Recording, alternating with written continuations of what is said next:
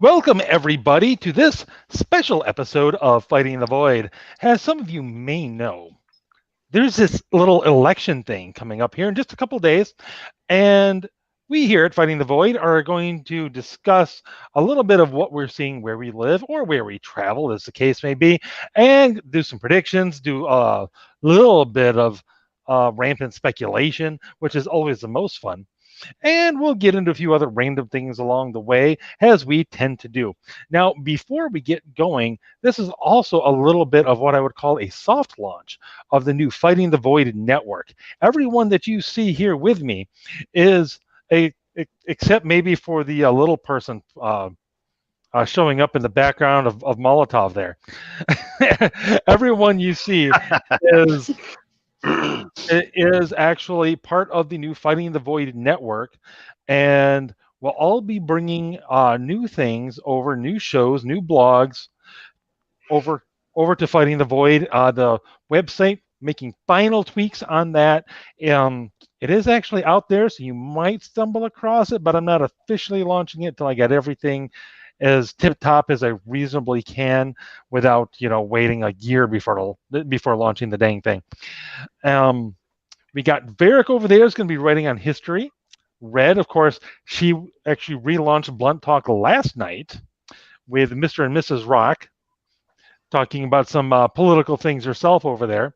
And Molotov here is going to be doing a lot of, I think it's fair to say, philosophy and history talk about just how we got so far off the flipping rails. And yeah, pretty much. With that, let's just go ahead and get right into it. Happy early election day, everybody. And okay, what are we seeing out there? I'm going to go straight to Red because you were at a Trump rally recently over in the great swing state of Pennsylvania. So, am I supposed to talk about that or just what I'm seeing in general in my area? All of that, because obviously the Trump rally would be some of what you have seen.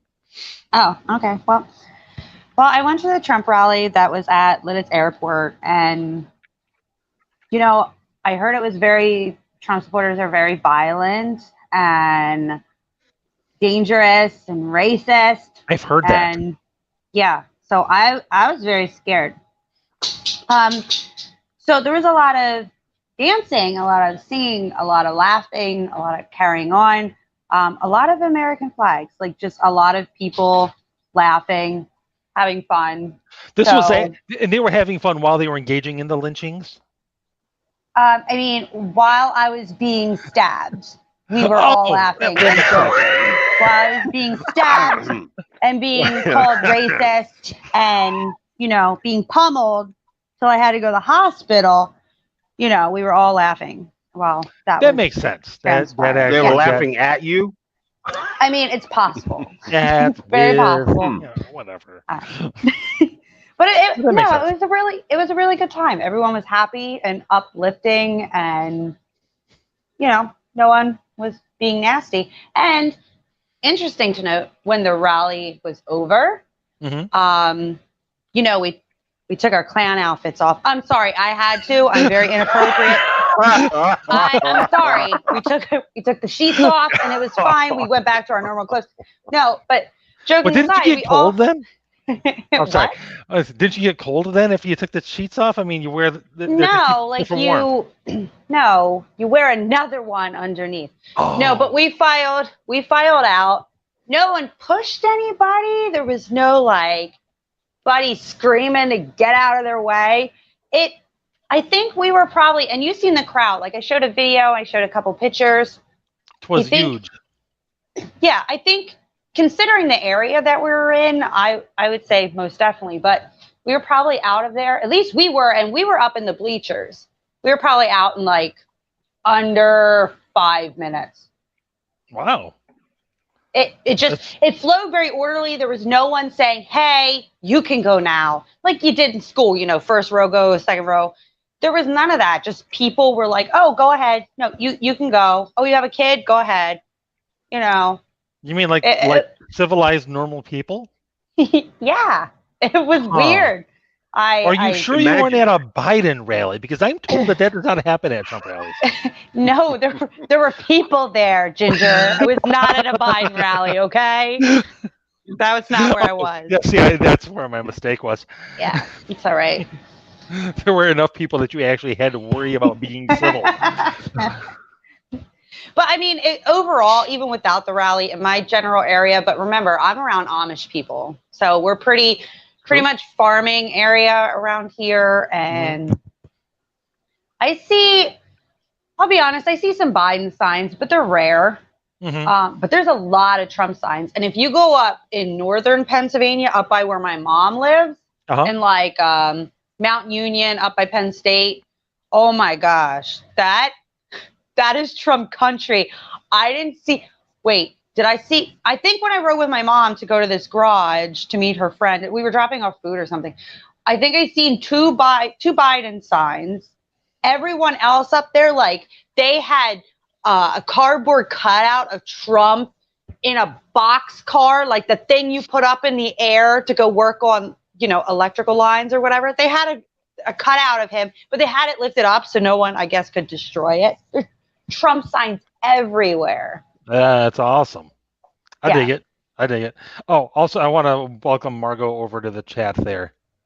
She suggests that you were partying in Biden's basement for some reason. Why? I don't know. I'm kidding. Why were you there? In his basement? Yeah. Why were you there? What were you doing in his basement? I'm confused. I don't know. If I found myself in Biden's basement, I also would be confused. I'd be like, that's the drugs me? It's like, Joe, stop sniffing me. I know it's not, just knock it off. I know the hair is long, but stop it. You're making me uncomfortable. Awesome. All right. Hashtag me too. You're making me uncomfortable. I'm having visions here. I don't want to know what goes on in your mind. I'm just going to go over here and play with the cat and a laser pointer. Nice. That sounds like fun. Okay, Varick, over down there in the not exactly swing state of Mississippi. Yeah, here's the thing that's kind of going on in Mississippi. There was also I believe at least one of our senators is up for re-election, Sidney Hyde-Smith. Okay.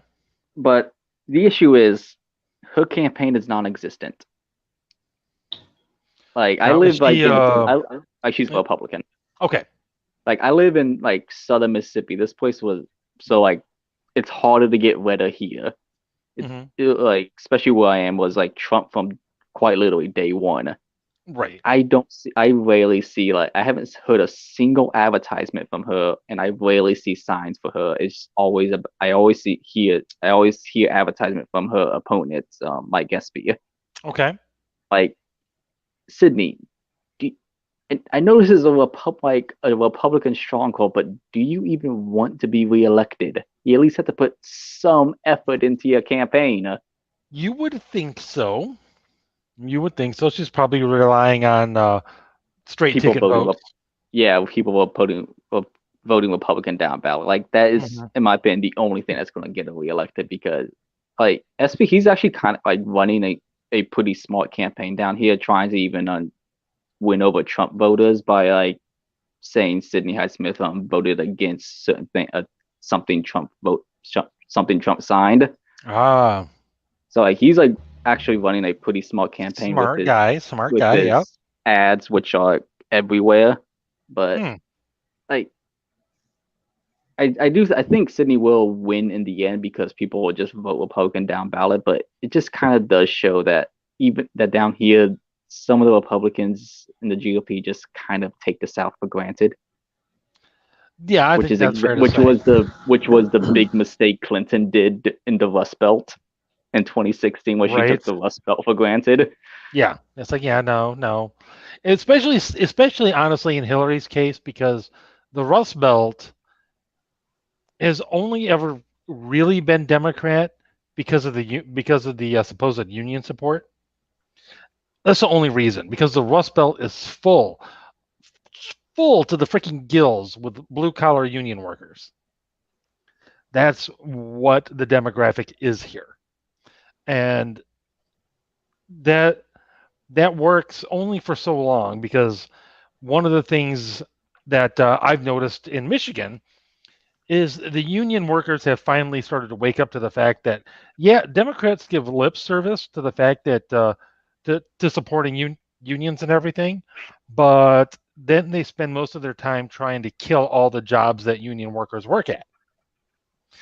Not to mention, while the average blue-collar union worker is crass, crude, um, often, shall we say, questionable morality, they are also basic, normal individuals with wives and children, who work, who work 9 to 5 and everything. And that basic, normal way of life is something that the Democrats are increasingly open about opposing. And, these are guys, for the most part, who aren't interested in handouts. And the fact that they see a Democrat Party increasingly just handing them out to everybody but them is got them all pissed off and fired up. And I work in a place where where it's a union, it's a union place of employment, and a lot of guys are very strong in the union, but are very, very, very pro-Trump, and have become increasingly so over the last 4 years. And you see that all throughout. Michigan. Michigan is often a blue state, which is, one reason why Varick, as you said, Hillary would take it for granted. But it's blue because, one, yeah, there's the east side of the state where you've got Detroit and Ann Arbor and everything, but also kind of the northern lower peninsula on up, it's pretty much welfare country. Well, even those guys, they also like to hunt and fish. They're very pro-gun and all of that. And they see a Democrat Party that is threatening their basic way of life, and they're not so happy about it. They're willing to risk taking a couple of less handouts in order for them to be able to keep doing what they've been doing. And that's why Michigan went red last election, because the normal welfare voters in northern Michigan said, yeah, not this time. And I'm wondering if there's something similar going on. Well, there probably is something similar going on here in Wisconsin, which is where I'm at the moment. I noticed last week, at least where I am, it looks at first glance very Biden country. Biden-Harris signs all over the place. Nary a Trump sign. However, in discussions, our instructor said, it's like, nah, there's a lot more Trump voters here than you think. And also, I noticed there's a local candidate that you see her signs up all over the place. Well, you never see her signs in conjunction with a Biden-Harris sign. And I've driven around extensively around the area where I'm staying at right now. You do see it every now and then in a conjunction with a Trump sign once you get farther away from the city. That tells me every single one of those yellow signs I'm seeing for this local candidate is also a Trump vote, which makes it a lot more even in this area. So I think, based on what I'm seeing, in general, what I'm hearing, it's hard to make a solid prediction, but I would not be surprised if Trump wins a hell of a lot more than what some of the naysayers have been saying. And with that, David, I think I saved the most widely traveled for last. Well, widely traveled, yes, week, normally I would be, but for the last several weeks, I've actually been here at home. Fortunately, with a growing business, I get to do that more often. Doesn't mean I don't miss being out there on the road and sniffing diesel fumes, but I will say, Red, the first state that I entered that required me to wear a mask was Pennsylvania. Went into a truck stop there. Yes, I went into a truck stop, and they told me, you need to put on a mask to come in here and do business. And I said, well, ain't that a crock? So I said, I don't actually have any. This is the first place I've been required to wear a mask. Do you have masks? No, we don't have any masks. What do you want me to do then? I have to use the bathroom. I'm driving a 73-foot articulating vehicle. I can't just take that anywhere and go use the restroom and put fuel in it. So they said, oh, well, we've got some bandanas over here for sale. Oh, that's a great mask, isn't it? So I did. I bought my first mask in Pennsylvania. It was a bandana, but I made sure I got a good red, white, and blue Star-Spangled Banner bandana. So that was the first mask I had to wear. Nice. But yeah. So now what? Thank you, Pennsylvania. Now you're in Fuck Tom Wolf. Sorry. Well, you know what? I had to get it out. I had to get it out. The same sentiment goes to my wonderful governor, Uber Group and Fuhrer Whitmer, and yeah. Excuse me, I'm drinking hard stuff. It's straight from the cow. Oh, well then. So yeah. Now you are in Texas though, and obviously I am. Much has been made of Texas potentially being in play for the last couple of elections now. What would you say? Is it actually in play, or? That's a bunch of smoke and mirrors. It's all the Democrats have is smoke and mirrors. So and we've seen that. Of course, that's all the media seems to be able to do. Yeah, a little bit of smoke and mirrors here, and then they repeat the same story over and over and over and over. Okay, so here's something. I just wanted to bring this up. So my wife is not a very politically active person, and then so being alongside me, she's actually begun to pick things up, and then she'll come to me and go, "Why does somebody want to do this?" I said, "Because they're probably a Democrat," and she's like, "Oh." But so she's watching Judge Jeanine for the first time ever. She's watching Judge Jeanine's opening statement last night, and she said, "Well, after listening to that, I think I'll go vote for Trump too." I said, "Well, yeah, and we should compare and contrast what CNN says about Trump, but it's only 4 things: he's a racist, he's a misogynist, he's a sexist, and he's a white supremacist. I mean, whatever. Pick your 4 things. And he's orange. Okay. Don't forget he's orange. And he's orange. Orange man bad. Orange man bad. Very, and 4 bullets. So bad. Yes. And so all they can do is denigrate a man over there. So they don't know what he does over there because the audience doesn't ever hear what he does over there. All they know is that he's a racist and a bigot. He's hateful, and so a nationalist, populist, white, whatever. I don't know. But anyway, yeah, everything they say about Texas being in play is a huge pile of stinking malarkey. I like it. You've malarkey. And that's why Joe failed. Is no malarkey, right? Right. So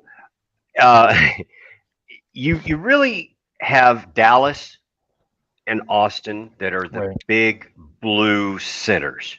Mm-hmm. Houston likes to be we're the blue-headed stepchild over here. San Antonio doesn't really but Dallas and Austin are really the 2 big blue centers. Mm-hmm. And unlike California, where they essentially let Sacramento and Los Angeles take over the entire state, Texas says, no, we're not doing that. That's good. We're not going to play that game. Let's make sure it stays that way.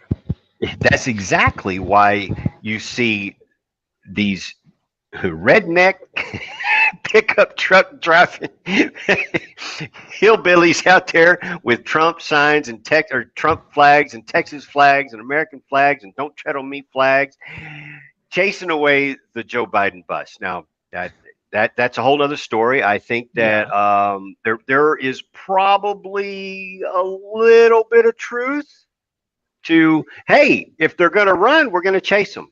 Okay, it's like my dog. There's more to that. I'm sorry. Let me add this. I think there's a little bit more to that story than they're letting on. I think it.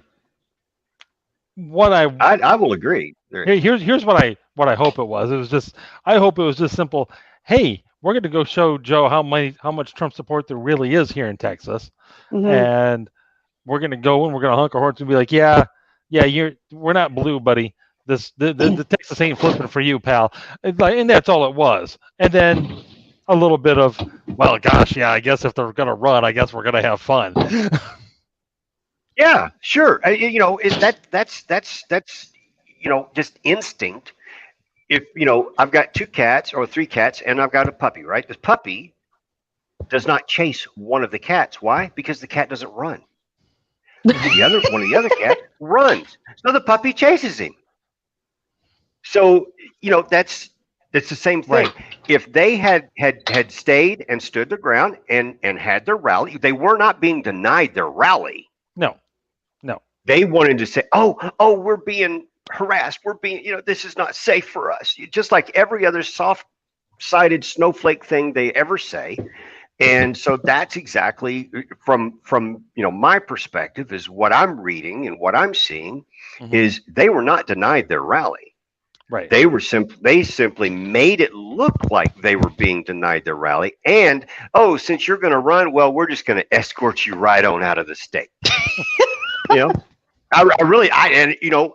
a Texan. I don't have a problem. If you're going to run, well, we're just going to escort you wherever you're going. Yeah, they want to make sure nothing happens to you. That's simple. Yeah, sure. Anyway, there's that. I just wanted to give a little shout out to. I haven't seen the American Phoenix before in the chat room. Apparently, he's here for Red. There was some sort of simp mode getting activated. I don't know what that's about. No. Don't do that or I will block you. Do not simp for me ever. I don't do that. Yeah. Don't worry. I'm sure it's marginal. I have to agree with him. It was probably joking. I have to agree with him there, American Phoenix. I'm sure. I have to agree with him there. American Phoenix, I agree with him that. The ones flying the flags in front of the bus were wrong. That driver's earning a living, and to mess with the bus like that could have created a dangerous situation. He's absolutely correct, and I completely agree. I completely agree. That guy's the only thing that's different between him and us is his vehicle's maybe not a little longer. It doesn't articulate. It's not 80,000 pounds, but he's got lives on that bus. He drives that bus. He has a CDL that he has to protect, just like we do. If anything goes wrong while we're driving a truck, guess who the first one to blame is? Right here. The truck driver. This guy, 2 thumbs. Yes. Yep, exactly. Absolutely. You are guilty until proven innocent.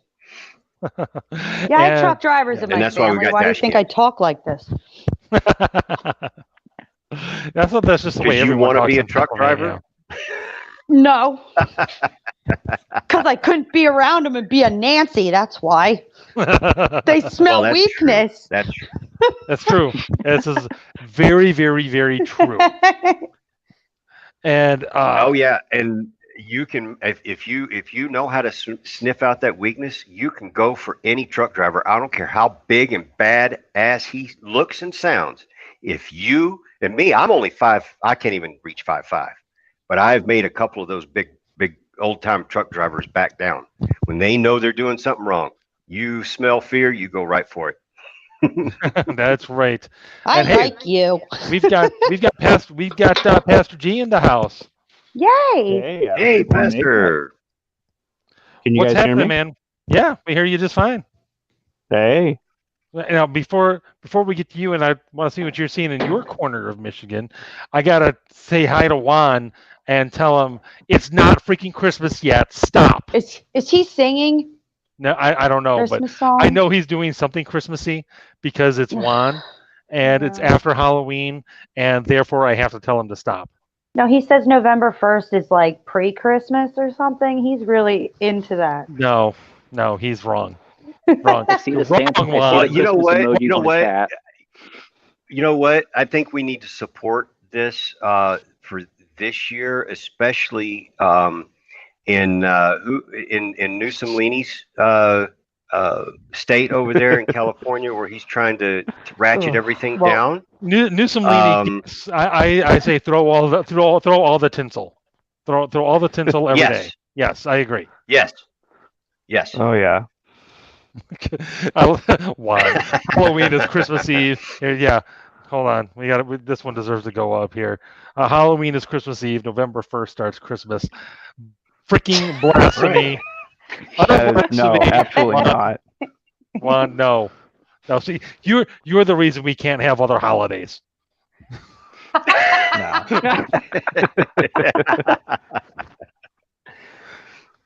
No, Christmas doesn't start till after Thanksgiving. That's just how it is. See, if I were to be dictator, following the ginger apocalypse and the gingers rule the world, I will ensure that there are no Christmas decorations anywhere, not even in the store.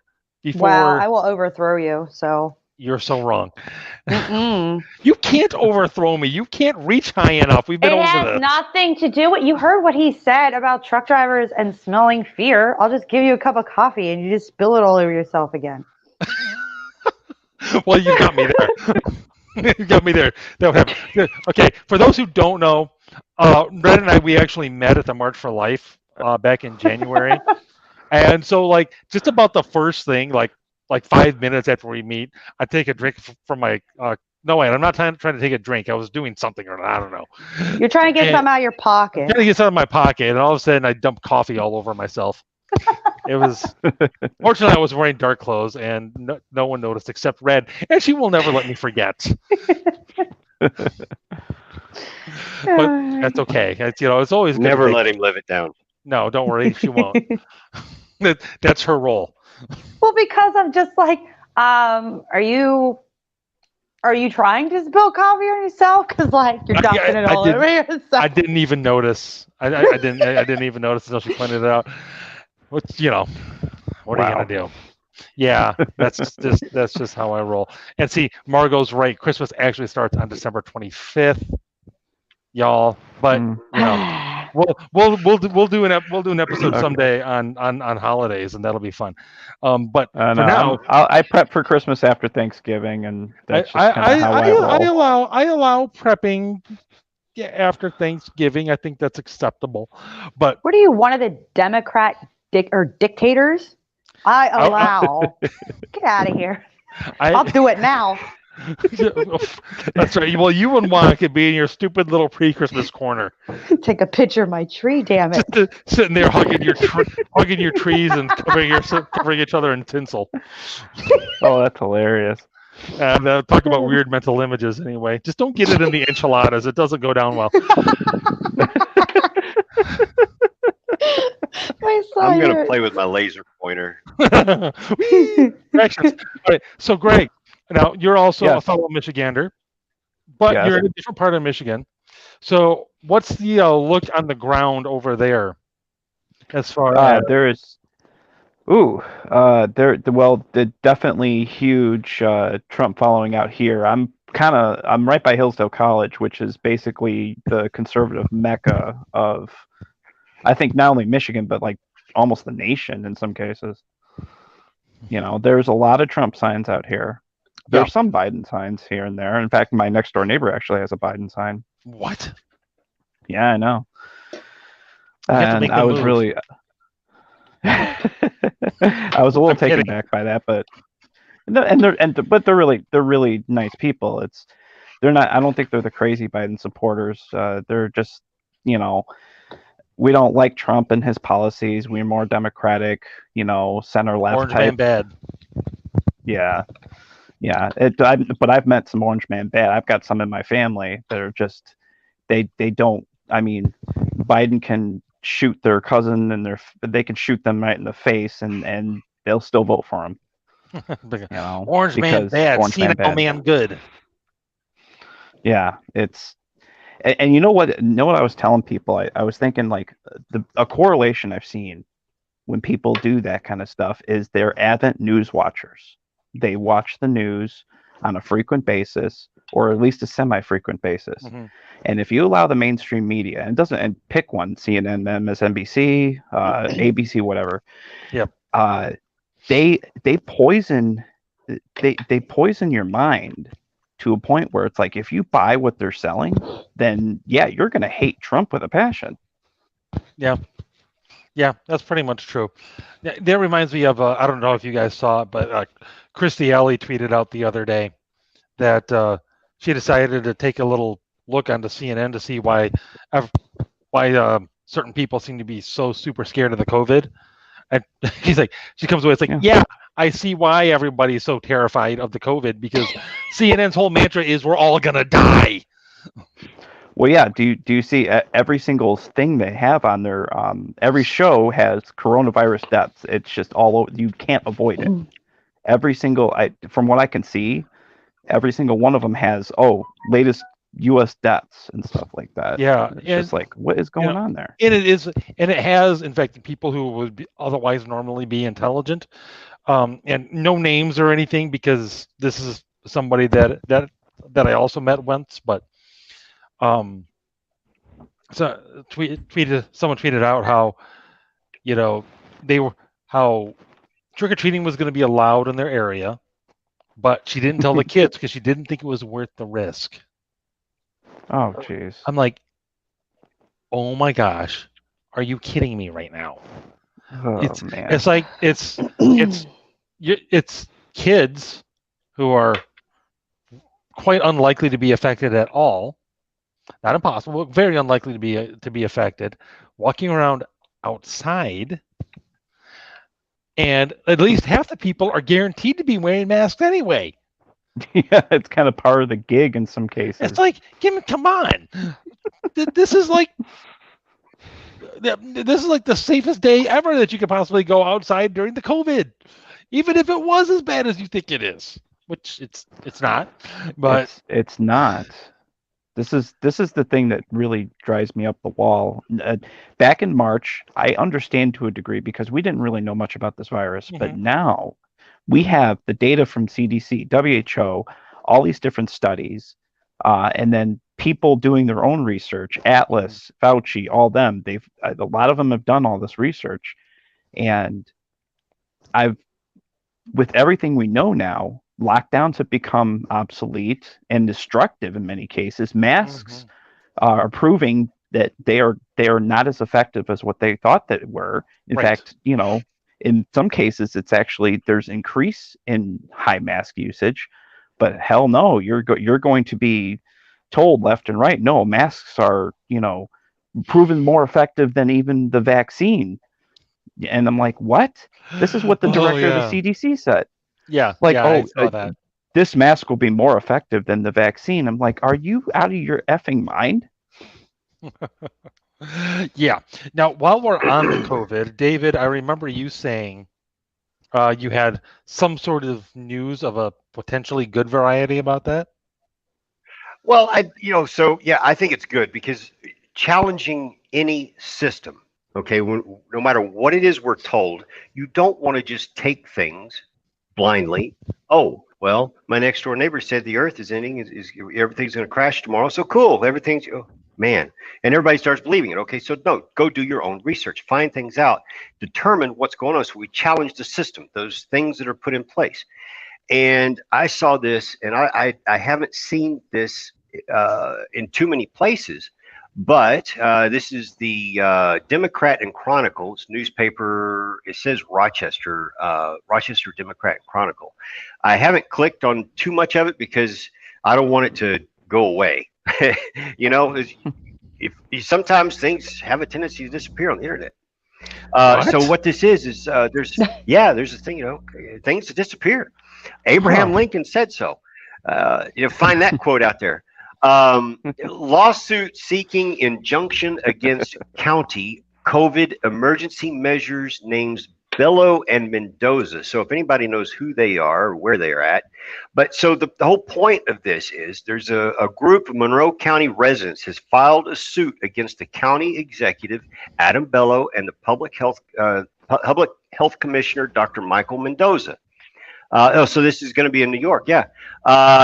Governor Cuomo and the state's health commissioner claiming that pandemic-related restrictions are tyrannical and are improperly impacting business and everyday life. Now, part of what this goes into is you guys have been inflating all these numbers to do this and that and the other, closing down businesses, putting our elderly in, confined spaces so that they die of this thing. I mean, you name it. They're throwing these residents are throwing the book at everything they can at these guys. Bello, the county executive, Dr. Michael Mendoza, the public health commissioner, Governor Cuomo, and the state's health commissioner. So, to me, this is a good thing. And you don't see this isn't getting very much traction. No. Why? If it did, because it challenges the narrative. Now that said, it's worth. This is a good thing that this lawsuit is happening, and it'll be a better thing if they actually win. But one thing I've noticed, the court orders don't seem to matter, because Wisconsin was the first place that actually had court order that actually had a court ruling say this is bad, and basically all these rules are no good. And it's still over here. There's still a lot of restrictions. They seem to be more into masks in Wisconsin than back home in Michigan, even though, like I said, as far as I know, all those orders would be nonsense. And welcome back, Varric. Yeah, and then, of course, my phone just kind of glitched out. Nope, that's going to happen. Technology is awesome. And then, of course, Michigan, we recently had a court order saying everything that Whitmer's doing is BS. Guess what changed? Nothing. Literally nothing has changed. To me, that's a weak court. That is a weak court. I mean, they've got it's a governor who's be able to do. Yeah, but what can the court actually do? The court doesn't pass laws. The court doesn't have an enforcement. Okay, mechanism. So the court can't initiate anything. But I think that there's some people there that should be, and either they're afraid. Well, I agree. Our AG is not going to do anything. No, our AG has said that she's not going to be enforcing any of Whitmer's injunctions, but that doesn't mean she's going to be acting against them either. It's not the same thing, And also, Whitmer's been using, as she said, alternative sources of authority to essentially keep doing the same stuff. And that's scary. That's scary. It is. They're essentially saying, as Eric Blake put it when we were doing a little behind the scenes thing, nice. That's a nice ruling you've got there. Let's see you enforce it. Quoting Andrew Jackson. And exactly. And Red, wasn't there a court ruling, a similar court ruling in Pennsylvania a while back? Something about everything that Wolf is doing is unconstitutional, and I guess Tom Wolf challenged it and tried to overturn it or something.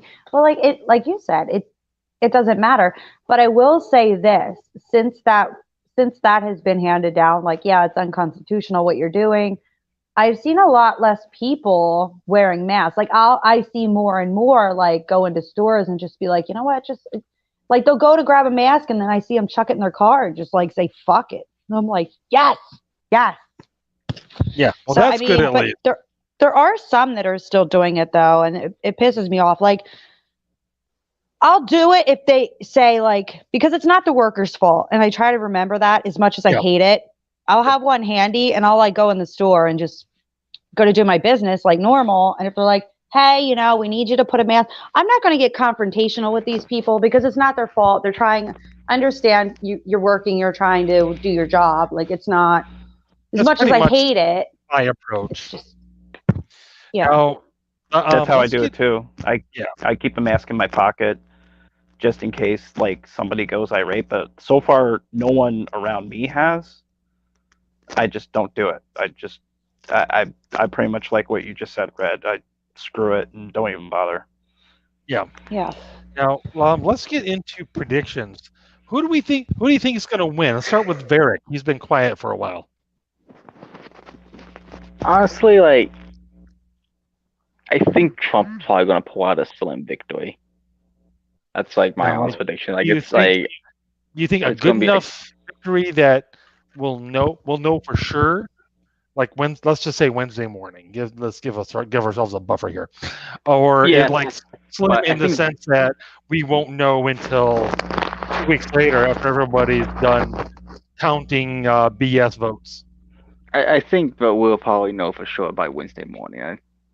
It's going to be. I think it's going to be a slim victory, but I don't really know too much about polls or how to read them, so that's just kind of me pulling something out of my butt, to be honest. But neither do the pollsters right now. I know. Right. They also don't know. So we got one for a slim victory, but we know Wednesday morning. Greg, what do you got? I'm kind of on the same page there. I believe honestly, I think it's going to be similar to the 2016 election, where my guess is that Pennsylvania is going to be more contested than it was the last time around.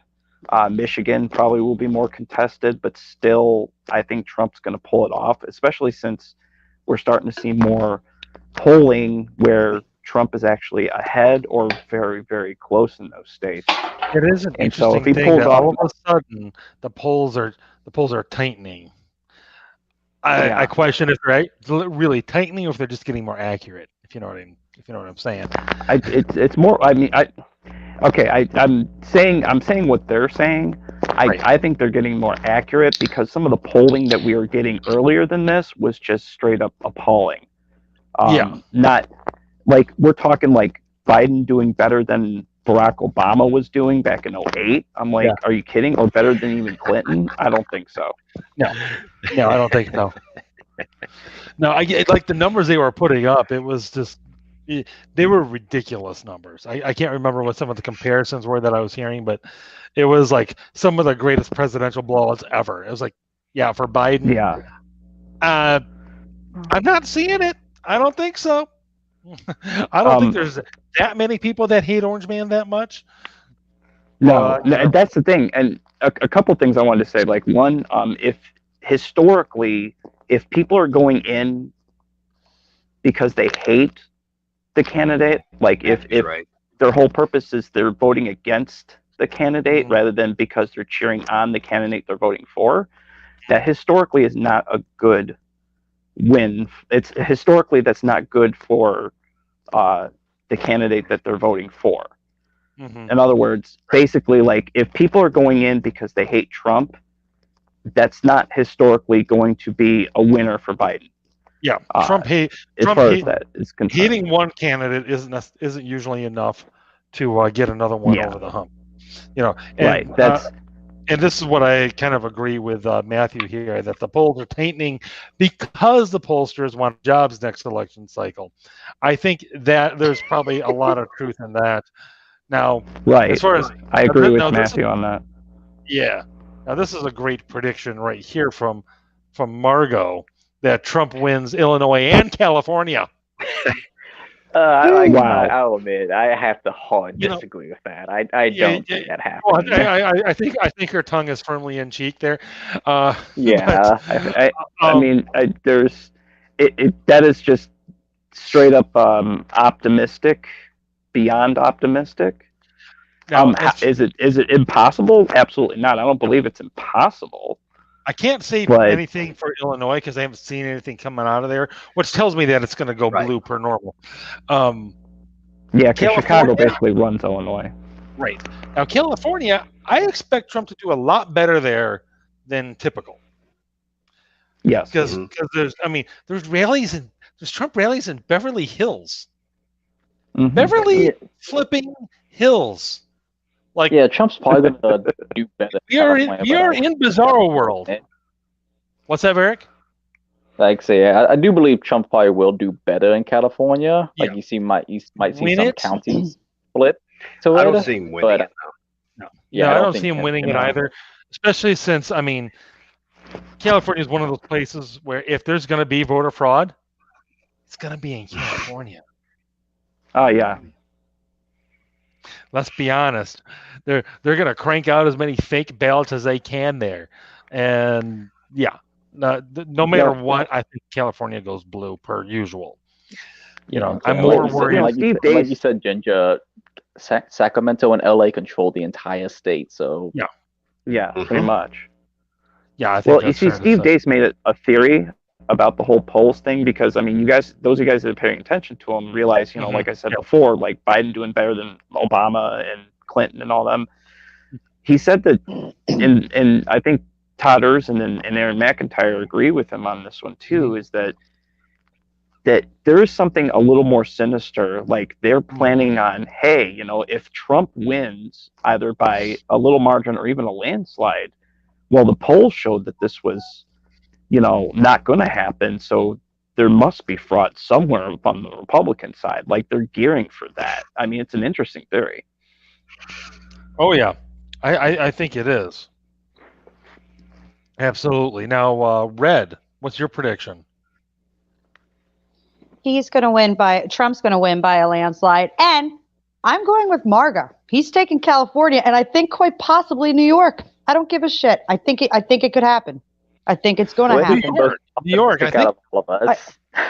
I don't care. You watch. Listen, it sounds ridiculous, right? Like it sounds ludicrous and like something that'll never happen. But look at it like this. If I'm right, you can all kiss my ass then. If I'm wrong, it's no big deal. We already figured he was going to lose them anyway. But like, if I'm right, I get to come back and say, all of you. Okay, now it's weird. But like, if I'm right, then I can come back in here. Then I can come back in here and say, you opened that door. Told you. Listen, I didn't mean it. Well, I don't mean half the shit I say. But I'm 100% certain. It was a colloquialism. Yes, New York, Margo. I said New York. I thought it was a Freudian slip, but that's okay. And right here, with Matthew pointing out, and Tim Pool's been big on this, saying lifelong Democrats he knows in Chicago are voting a straight Republican ticket. Now, I mean, if you're following political commentary on YouTube at all, obviously you know who Tim Pool is. You probably know who Karlin Borchenko is. You probably know who Adam Krigler is. And these are all former lefties that are voting for Trump. They are to one degree or another directly, either directly part of or adjacent to the walk away movement, which is a whole bunch of people that are stepping away from the Democrat Party. May or may not all be voting Trump. I don't know. I know a lot are. There is a lot of that going on.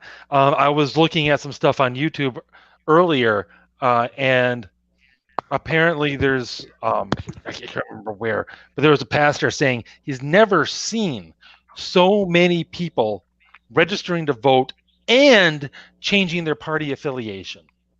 Now, which party do you think they're changing from, and which party do you think they're changing to?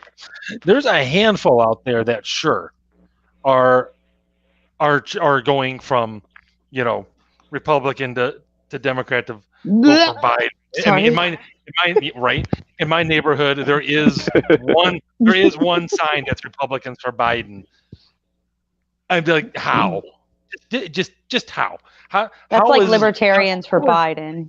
Right. How is Bill Kristol and Joe Walsh your freaking guiding star? What is wrong with you? I mean, I get you if you're like, put it this way. As far as like voting goes, if you're a Democrat, obviously I get why you would vote Joe Biden. You're just wrong, and you have wrong ideas, and you're just wrong about you're just very wrong. And you're just not capable of making good decisions. Right. If you're a Republican and you're voting Trump, obviously I get you. If you're a Republican and you're not voting Trump, if you're voting third party because you're like, I just can't get past the dude's past and the fact that he's such a boorish personality. It's like, you know what? I think you're wrong, but I respect where you're coming from. Or if you're like, he's actually not a great conservative. He spends like it's going out of style and everything. Fair points. I think you're wrong, but I get where you're coming from. If you're a libertarian and you're voting for Trump, I obviously get you. Oh gosh, I forget who it was who put it. Oh yeah, it was Austin Peterson actually, who put it the best way. It's like Trump buys you time to regroup and try again. If you're a libertarian and voting for Joe Jorgensen, it's like, I guess I get you because libertarians have party loyalty too. I guess, even though it depends on which side of the bed they wake up on. Facts, right? I don't trust her. I'm sorry. I'm just going to say, even though I'm more libertarian minded, I do not trust her at all. I don't like her. There's something about her. I don't like her. I just don't like her. She's a standard pandering politician. I don't like her. No, well, you know what? You're better off, Eric. I'll be honest. Yeah. she's not worth knowing much about. But put it this way, if I hadn't already decided that I didn't like her and she had no future whatsoever in politics, when she was at a rally in Detroit a few weeks ago, talking about how much better it would be if like the major cigarette companies and everything, if they were the ones making meth instead of your neighborhood and your neighbor in the garage, and it could blow up at any time. I was like, yeah, you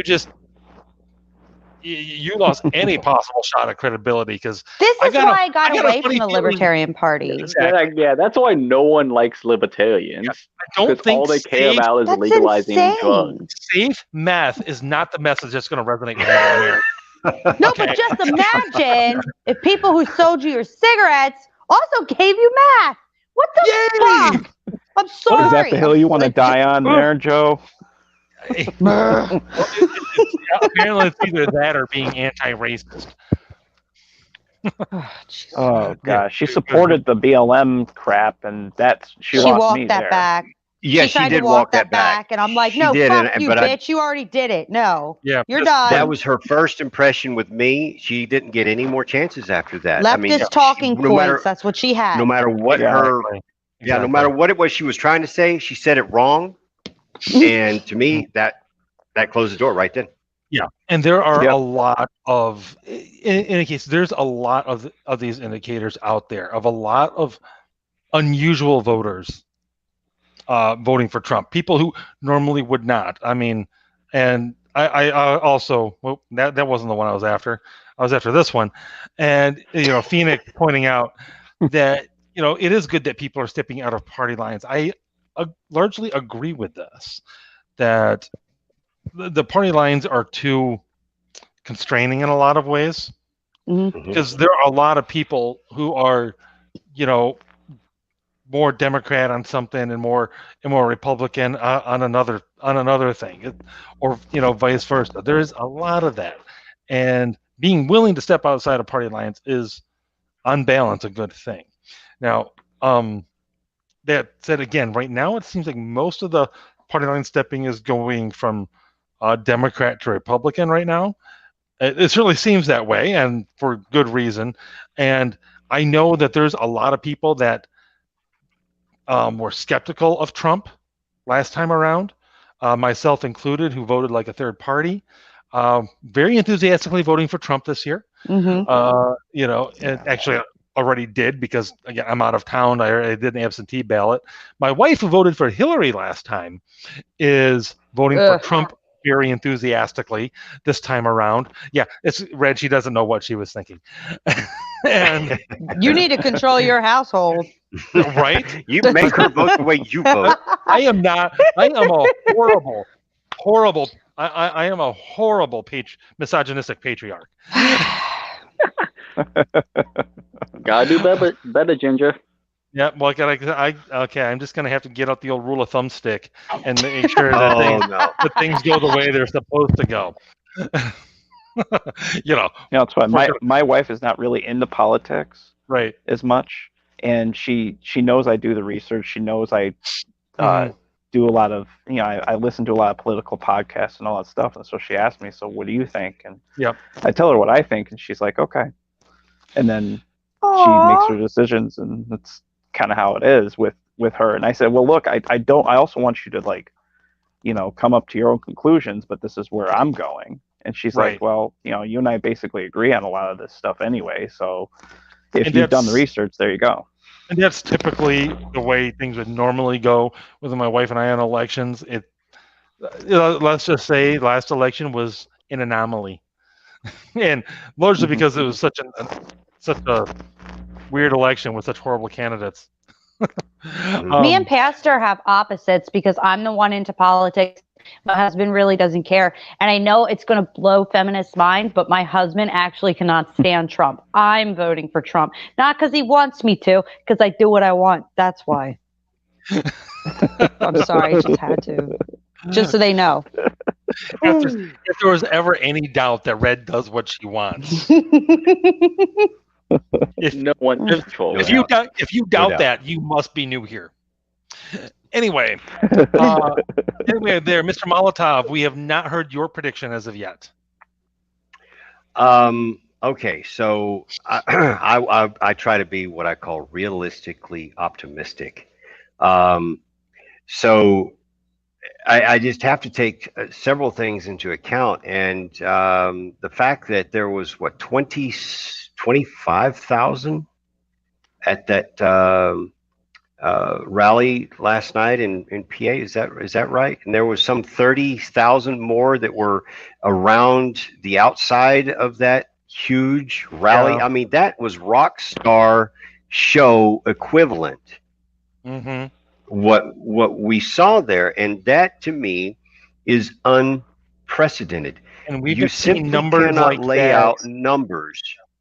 And we've been seeing those kind of numbers every day. That's the crazy thing, right? And so, and I think, in addition to the idea that the numbers are shifting because these pollsters want to keep their jobs for next election season, I think that there's another part of it that says, our numbers simply aren't matching anything people are seeing on TV. So we're going to have to be. We've got to be able to explain this. And so, all of a sudden there's a sharp rise, and there's this closing, gap, and all of a sudden, now he's within the error or margin of error, and look, he's up by 2 points, and we weren't wrong after all. See, it's just all of a sudden this huge, massive. So I think that what we're going to see is, I think we're going to see a contested. I really believe it's going to be contested.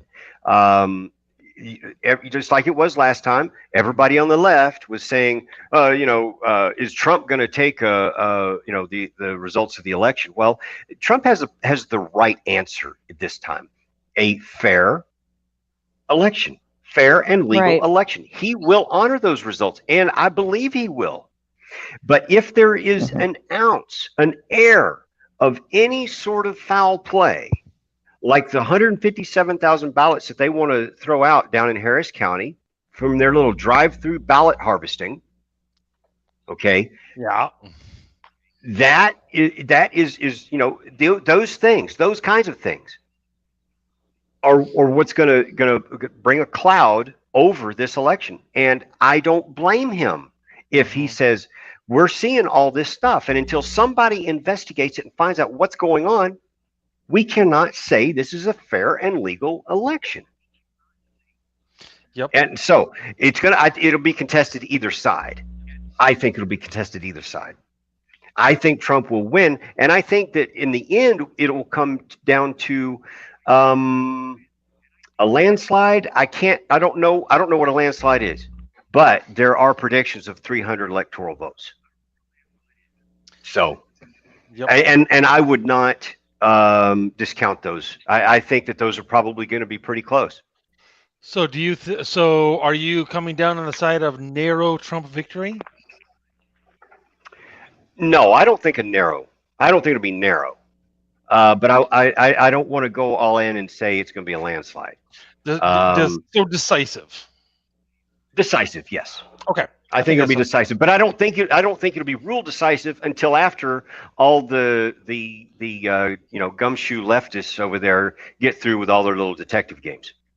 Right, which that should be just in time for the 2024 elections. Yes, when Donald Trump Jr. will be running for president. See, I don't want that. I don't want that. No. No, hey, not because I don't like Don Jr. Actually, it's because one, I don't want to get into this family dynasty notion. We've got too much of that anyway. Right. What? And another frequent guest on the show, Declan Finn, has pointed out he would love for Trump Jr. to run for mayor of New York City or governor of New York. And I actually think that is a fantastic idea. That is what I would like to see happen. As opposed to seeing another Trump be president, I would like to see another Trump go and take the reins to some degree in New York. I think that would be a great thing. I agree. Yeah. And I don't know that we'd be ready for Trump. To be honest. The only reason why I say things like Pennsylvania and Michigan are going to be contested is simply because of Tom Wolfe and Gretchen Whitmer. Not because of lack of enthusiasm. There is so much enthusiasm. The truth of the matter is because of our governors. I mean, there's a lot of enthusiasm in both of our states, but our governors are not going to they're not going to lay down for it. They really aren't. No, Basically, I don't think Greg or I expect them to be fair. If there's a way that they can cheat and think they can get away with it, by golly, they will. Well, you know what? If my state starts being contested because of the name, which I shall not mention, I will gather a bunch of people and we will go pick it outside of wherever the fuck he lives. Then how about that? Because I'm done with him. Sounds like a good time to me. I don't like it. If it's okay for BLM to do it, then you can do it, Red. Right. And you won't even get the COVID. No, I don't need. Right? I'm protesting. I won't get COVID. That's peaceful protesting. Mostly peaceful protesting. Oh, wait. So when you say peaceful protesting, that means that means break a few windows. Nice. Just a few. Checking. A few Molotov cocktails. Five or two. To anyone that may stumble across this, you're maybe just some joking. Maybe some death threats. Anyway, joking, Susan. It's a joke. Calm down, Karen. This is a joke. Yeah, Karen's listening. You know Karen's out there somewhere. Yeah, fuck Karen. Shut up. Oh yeah. And so, my prediction would. I've really resisted making any sort of definitive prediction this entire time. That said, there are so many indicators right now that are leaning Trump's direction, from the massive crowd sizes versus nothing happening on the Biden end. Flatline. Like just nothing. There's Trump. Even when Trump isn't anywhere to be found, there are Trump rallies everywhere.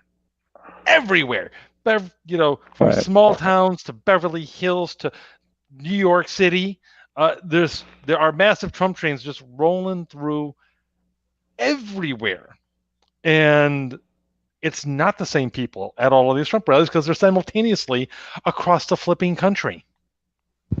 There are hundreds of people show up for a Don Jr. rally in Michigan, while thousands of people are showing up for a President Trump rally in Pennsylvania at the same time. Anywhere Trump and his surrogates go, people are showing up in numbers that Biden can only dream of. You've got all of these. You've got all of these walk-away people. You've got some of the early voting actually seems to indicate unusually high numbers for Republicans. Yeah. I saw Daniel Horowitz. He was tweeting about how the mail-in votes don't seem to be working out as well for Democrats as they might have hoped. This is not a one-to-one between mail-in to showing up in person. That doesn't mean that they're not going to show up in person. It doesn't mean that. They might. But every indicator, with one exception, every normal indicator is looking to go Trump's direction. And not just Trump's direction, but a freaking Trump landslide, at the very least decisive. That said, the one indicator that isn't going his way is the fact that you can't go more than a couple of days without a fresh story of ballots being found in a closet, on the side of the road, in the dumpster, with a story of somebody getting their neighbor's ballots, of James O'Keefe has put out a couple of videos recently with obviously the ballot harvesting in Minnesota, in Ilhan Omar's district. More recently, there was one in Texas where a lady was caught on the phone basically getting cash for votes. All of those things definitely do not bode well. And while some people will say that that does not indicate widespread voter fraud, when this is literally happening all at different points all over the country, whether it's coordinated or not, it's definitely widespread. Absolutely, there's no doubt about it that there is evidence of widespread. I'm not saying coordinated, but just geographically widespread voter fraud going on. And it doesn't have to be coordinated. It can just be a handful of people who decide, I'm going to do this thing because the Orange Man bad.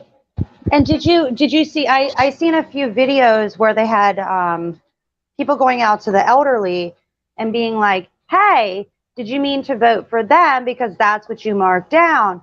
And the elderly person looks, confused.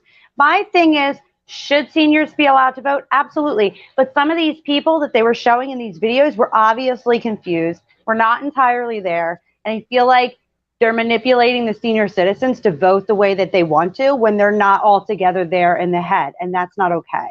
No, it is not okay. Not in the slightest. So, yeah, I'm going to go ahead and give my prediction has, in fact, been a decisive Trump victory, although it will be hotly contested in a couple of places.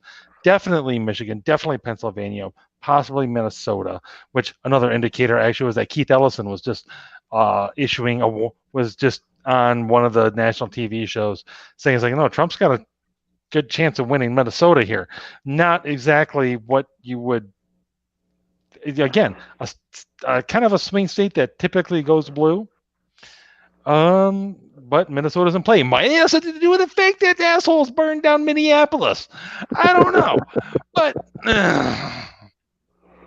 might have something to do with that. Can you bring that one quote back up of American Phoenix? That one about people stepping outside their party lines. Yeah, hold on just a minute.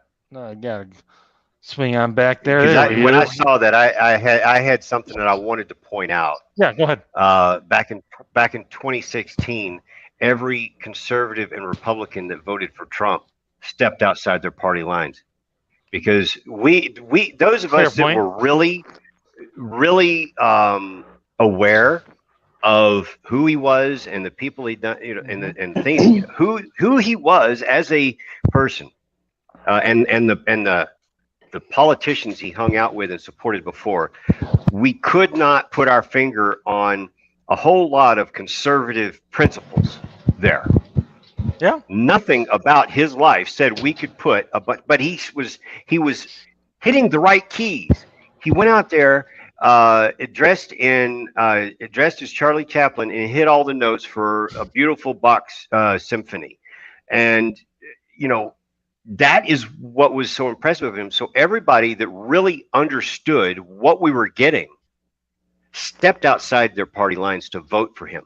Mm-hmm. And we're doing it again. As a matter of fact, seeing him has caused me to constantly, over the last 4 years, reevaluate where I sit in this whole party scheme. Mm-hmm. And the more we've gone into it, the more centrist I've become as far as certain things. Right. I consider myself to be a fundamental conservative, and a lot of people say, well, what does that mean? What is a fundamental conservative? Well, that means that I tend to stay as close to the root of the Constitution as I can, and I will limit to a fault. I will limit how I interpret it. So I don't want, I would rather under interpret than overextend it. And that's where the left is. The left is like, well, we're going to extend to whatever we can, except where you're black or you're a woman. Then, we have to go back and look at that. We got the 14th Amendment and such, where we had to explain to them, blacks and women are people too. So, oddly enough, we did have to explain those things to the Democrats. Yes. Oh, hey, I see Madness. We haven't seen Madness in a while.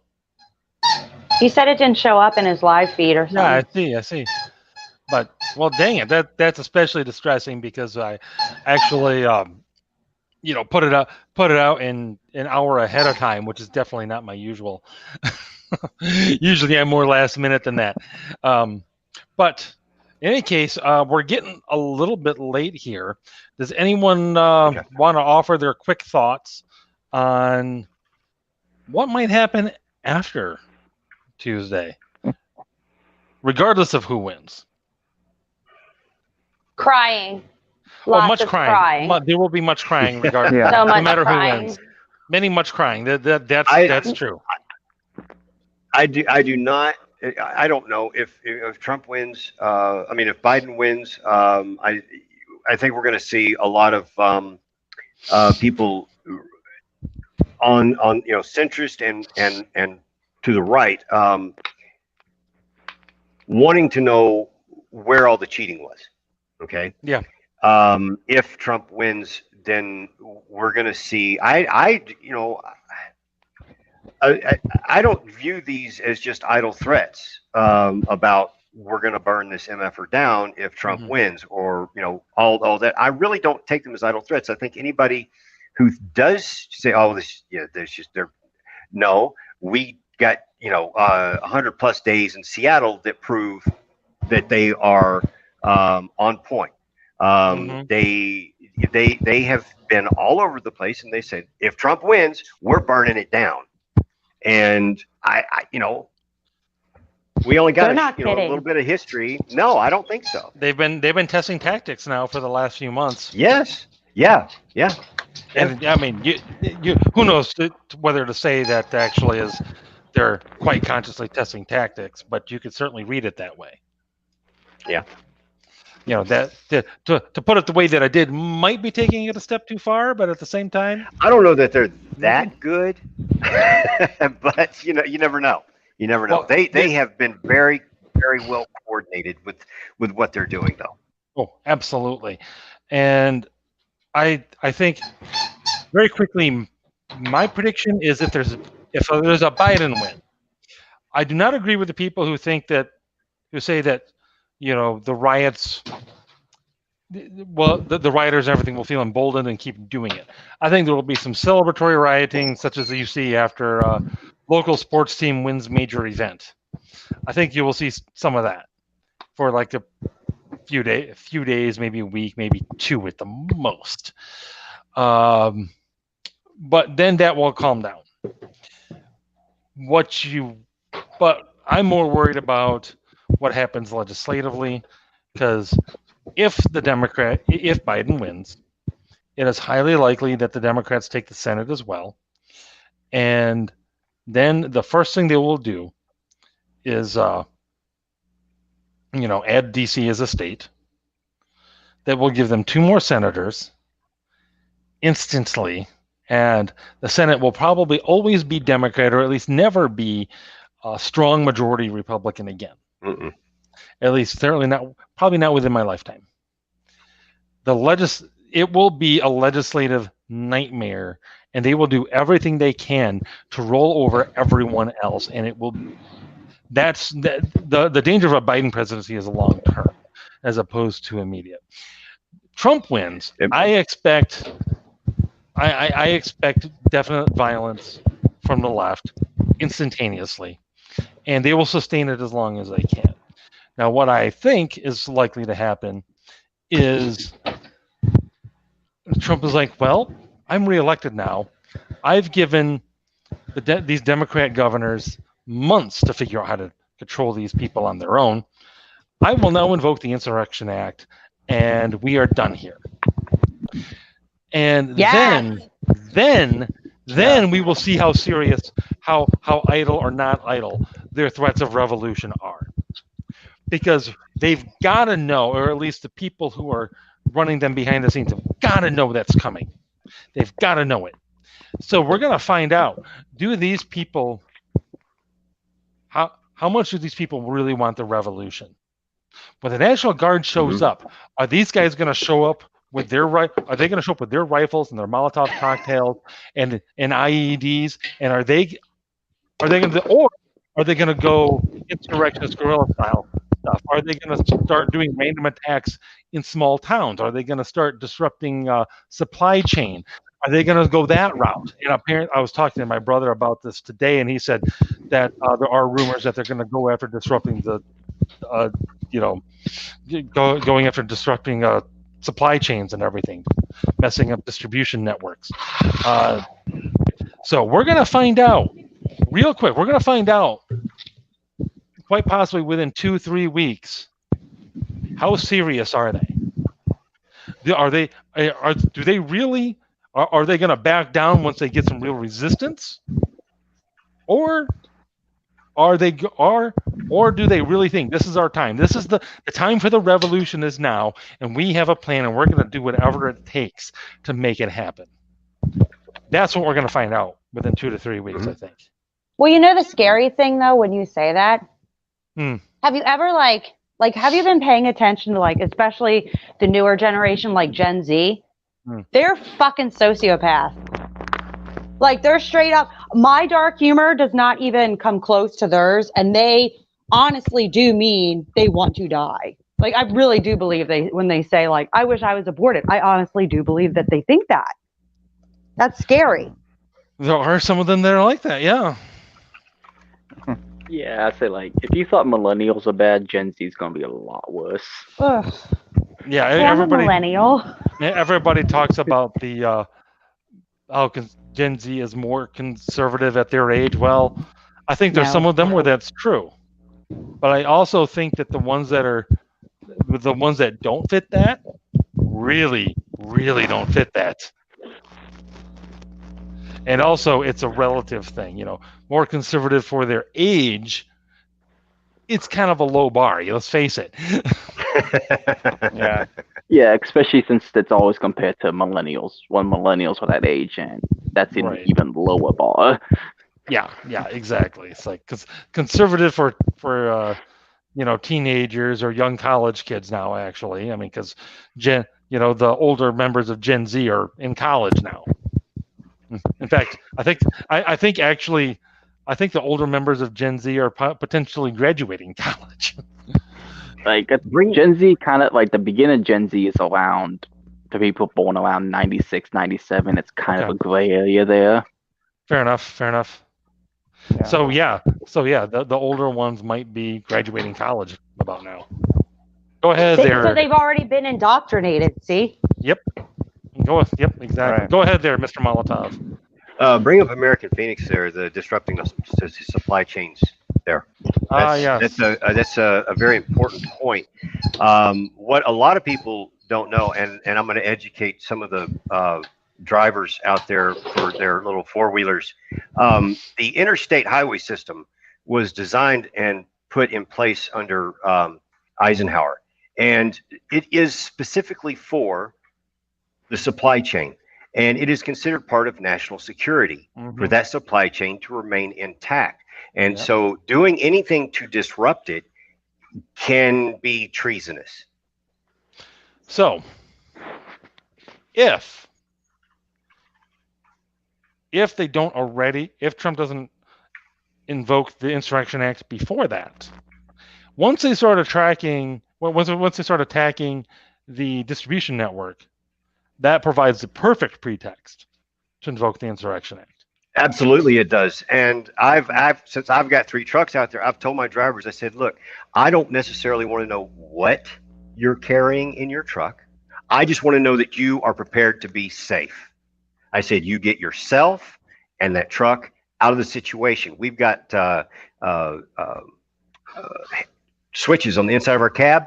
We can put that sucker park, drop that trailer, and take off. I said, leave the materials behind. You get yourself and that truck out of the way. Yeah, basically. And that might have to, drive through a protest. But I'm not advocating violence. I'm advocating staying safe. Right. So don't be in the road protesting. That's the key thing there. Don't do that because that's not safe. Not safe. Things you shouldn't have to say. It's like, I swear, Antifa saw the old football movie, The Program, and they saw the scene where they're laying down in the middle of the road as like a dare, and I said, that seems like a great idea, except we could stand up and be like out in the lanes. That seems like a fantastic idea. Yes. Flipping morons. Anyway, any other quick thoughts before we wrap this up for the night? I think if Trump wins, I believe that there will be riots, and I also believe that Trump will actually feel like he has more freedom to say, screw it, I am going to invoke the Insurrection Act, or I'm just going to up the ante against these people and quell it down. I think he's probably hesitant because it's election year. Mm-hmm. So yeah. I think he'll actually deal with it accordingly the way I believe he should deal with it. He should have dealt with it in the first place, but right. That's just my opinion. I get he wants to let the states to give them freedom, and I think that's good to a certain degree, but I think it's out of hand. But it's election year, whatever. I believe if Biden wins, I agree with Molotov. I believe that it's going to be like people are going to be figuring out, okay, where did it go wrong cheating wise? There has to be cheating on some cases. Also, actually, I did have another thought on the whole Biden winning thing. I think that if Biden wins, also I think the squish Republican era is gone. I think people have gotten a taste of what Trump type of conservative is like, and they like it, and they want more of it. Mm-hmm. And so I think that now Trump has ushered in an era of no more Bush, McCain type conservative. We want more tougher conservatives like him. And so there's and they don't have to be so as boorish, but right. just willing to throw down. Right. And the thing is, if Trump loses, I believe a lot of it would be a part of just how he handled the coronavirus with Fauci and Birx. I know that's hard for some people to hear, but Fauci and Birx, in my opinion, should be deported. I honestly hope there is a decisive, clear Trump victory on November 3rd, and I hope on November 4th, Fauci and Birx are both looking for a job. Right. I 100% agree. By quick yes or no, who thinks that the virus is gone, all of a sudden gone November 4th, or when it is finally decided that Trump wins? Well, who thinks the virus is gone? Gone. No. If Trump wins, it's going to be wood. Biden wins, it's gone. Nope. You're all wrong. You're all wrong on this one. Because but I have a vagina. I was told I'm never wrong. That's not okay. This is where I go. That was part of your program. Care. I don't care. I don't care about your vajayjay, Red. All right. Whatever. Go ahead. What I think is that they will keep riding this COVID train as much as I can for as long as I can, regardless of who wins. Now, if Biden wins, they're going to get to ride it for as long as they want. Because, again, for a long time, this has not been about COVID. This has not been about trying to protect people from a disease. This has been about trying to see how much control they can get with as little resistance as possible. At the very least, since about April, this is the way it's been. Maybe from the beginning, but almost certainly since April. If Trump wins, they're going to keep trying to. They're going to try to use it at least for a while to continue to undermine him. I would give it at least another 6 months if Trump wins, because they'll try to use it to continue to undermine him.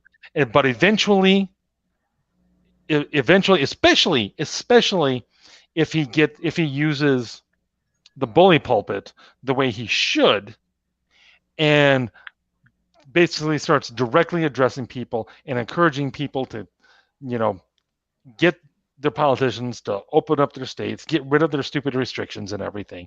And it turns out not bazillions of people wind up getting stacked up like cordwood in the streets as a result.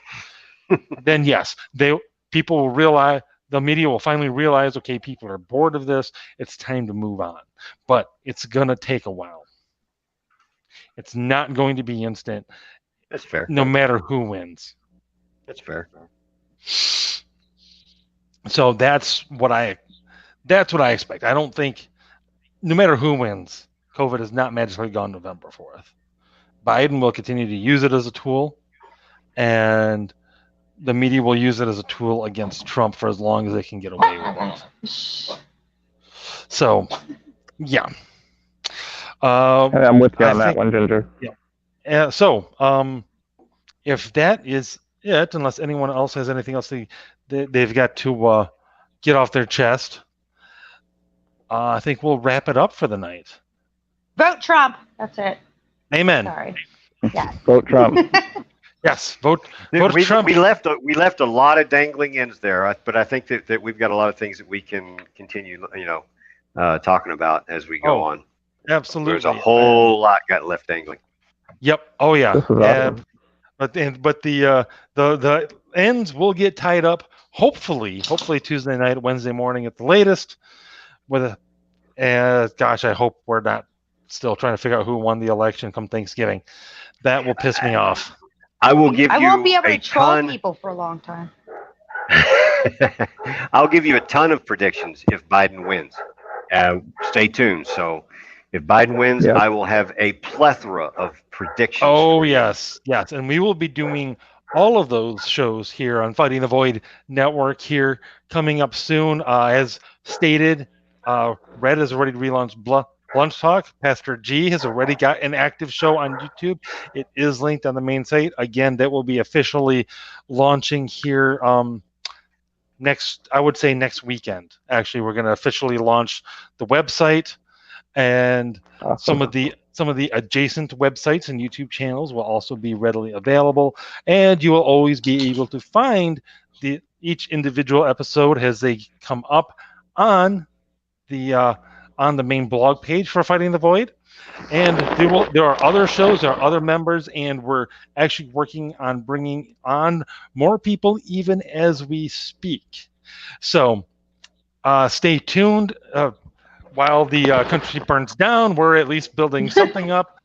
And, the phoenix will rise from the ashes for sure. Indeed. Mm-hmm. And we will make sure to bring you all kinds of coverage, all kinds of perspectives and everything on the hopefully not end of the Republic here in the coming weeks and months, and hopefully years ahead. So until next time, when I am back on Wednesday with friend Cullen Bridges, we will be discussing the immediate aftermath of Election Day, Wednesday night.